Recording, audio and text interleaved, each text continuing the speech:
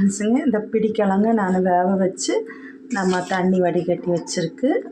இதுக்கு நம்ம சேர்க்க வேண்டியது சின்ன வெங்காயம், பூண்டு, காஞ்ச மிளகா. இதை வந்து நம்ம மிக்சியில் 2 அடி அடித்து கடாயில் எண்ணெய் ஊற்றி தாளிக்க வேண்டியதுதான். மிக்சியில் போட்டலாம். இது வந்து நம்ம வந்து பருப்பு குழம்புக்கு பருப்பு நம்ம குக்கரில் போட்டு 2 விசில் விட்டுருக்கு. செருப்பருப்புனால சீக்கிரமாக வெந்தாச்சு. நம்ம இது வந்து ஜீரகம், பூண்டு, தேங்காய், மஞ்சத்தூள் நம்ம வந்து நல்லா கொஞ்சம் அரையணும். அரைஞ்ச அப்புறம் நம்ம வந்து இதில் ஒரு 3 பச்சை மிளகாய், லாஸ்ட்டில் ஒரு 2 அடி.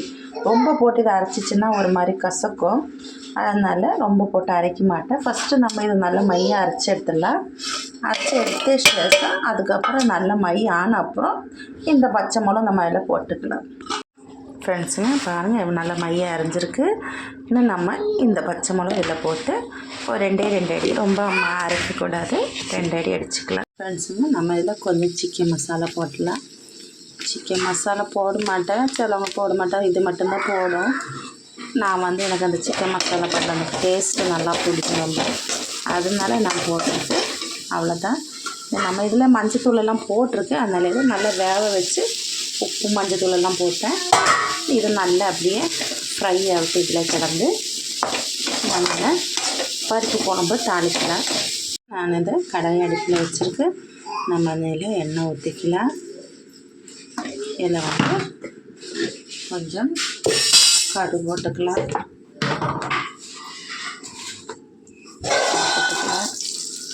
நல்லா வதக்கி நம்ம இதை வெந்த பூண்டும், காஞ்ச மிளகாவும், சின்ன வெங்காயம் உடச்சி வச்சுருக்கு மிக்சியில் போட்டு இதை நம்ம வந்து இந்த எண்ணெயில் போட்டுக்கலாம்.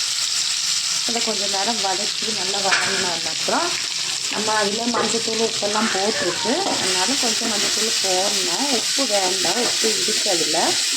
கொஞ்சம் நல்லா வதங்கின அப்புறம் நம்ம கொஞ்சம் ஒரு கரம் மசாலா கொஞ்சம் போட்டுடலாம்.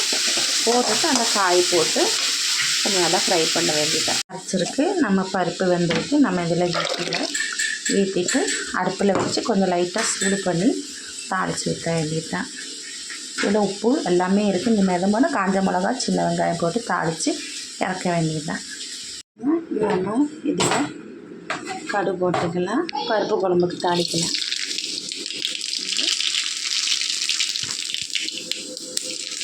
காஞ்ச மிளகா போட்டுக்கலாம். அவ்வளோதான் ஃப்ரெண்ட்ஸுங்க, தாளித்து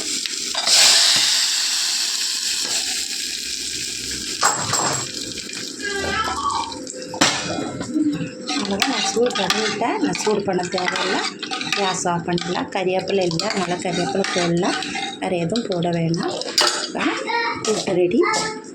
இன்றைக்கி வெள்ளிக்கிழமை எங்கள் வீட்டில் இதுதான். இது வந்து பிடிக்கிழங்கு, இங்கே என்ன சொல்லணும் தெரியல, ஆனால் பிடிக்கிழங்கு கூட்டு.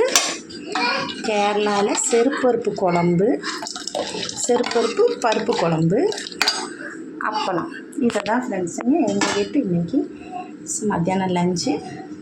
லைக் பண்ணுங்கள், ஷேர் பண்ணுங்கள், சப்ஸ்கிரைப் பண்ணுங்கள். மறக்காமல் எனக்கு சப்ஸ்கிரைப் பண்ணுங்கள் ஃப்ரெண்ட்ஸுங்க. பாய் ஃப்ரெண்ட்ஸுங்க, அடுத்த வீடியோவில் பார்க்கலாம்.